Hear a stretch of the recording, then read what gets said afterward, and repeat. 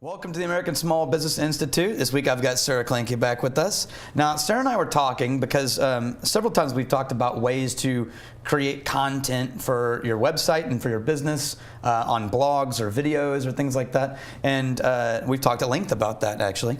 But a lot of the solutions involved bringing in other companies to handle things for you or bringing on staff to handle those things for you. So we were trying to talk about a way that you could start creating blog and website content when your primary weaknesses are you don't want to spend money on staff, you don't want to hire outside people, but you also don't feel like you have enough time and you don't think of yourself as a writer.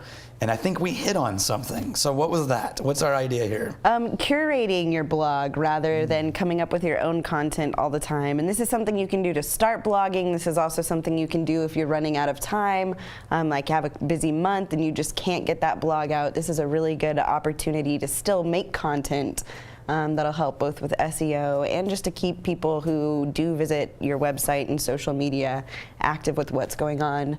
And so the idea behind that would be instead of going and writing your own blog, if you find a blog you like on a topic that relates to your business, you can go ahead and actually not copy and paste it, because that would be plagiarism. This is important. If you're going to start curating, there are rules to curating that don't apply to writing a blog. Yes. Right? So the number one rule is don't plagiarize. Yes. So how would you do it correctly? If you found, say you're roaming, you find an article that's consistent with the brand you're building for yourself, yes, right? How would you curate that article onto your own blog?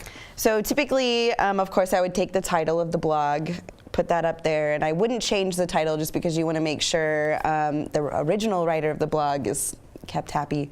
And then I would even, if you are going to want to like entice the reader to read more, I would take about a paragraph to explain what the blog's about, how it relates to your business or the topic that you're covering, and then have like a read more. Keep in mind, that's the only thing you have to write. Right. The only thing you have to write when you're curating is, here's where I found this and here's where I thought you might like it. I would say no less than 50 words. 100 would be about a safe spot, you know. But I would definitely make sure that you find a way to relate it to your business. So even though they're going away from your website, mentally they can connect the dots and then hopefully end up back at your website. And so 50 words, I mean, come on. You accidentally texted that to your family in the last 30 minutes, right? So after you've put what you think, how much of the article do you put in there? I would say you could put probably the intro. I don't know that I would put too much more after that, and then either put a link to it or like a read more button. So basically you start with your thoughts, then you put the intro, and then you say, if you want to find out more about this, go read it on their actual blog, since they're the one who actually wrote this. Now, does it have to be about your business? It doesn't have to be about your business. I definitely think there's an entertainment value to having a blog.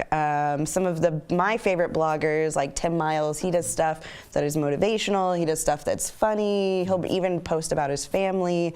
And I know some of the other bloggers I really enjoy do the same thing. And so I definitely think there's value in entertainment and having fun, funny blogs. I actually have a client that I help him with his blog content. And we did a blog post that was like a little sarcastic.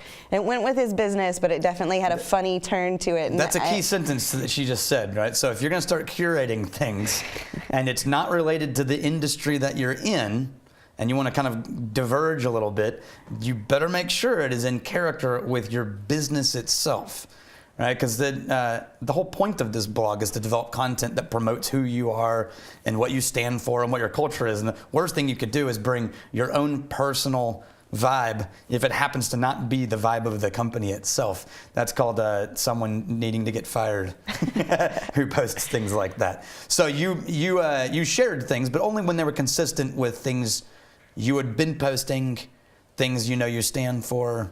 Yeah, I mean, it can definitely be like a cultural thing if your company truly believes in, for example, your business culture, and there's a part of that you want to highlight. Yeah, you can write a blog post about it. It doesn't have to necessarily be about your services or products that you have. And I think that's really big too. Like, I know I used to work with a company that does like water filtration. and they did a lot of public, like PSA type stuff, where they were talking about like the Flint water crisis and stuff like that, where it didn't necessarily relate directly, but it was something that people were interested in and how they were giving back to the community. Perfect. Well, thank you, sir. Thanks. Appreciate it. We'll see you guys next week.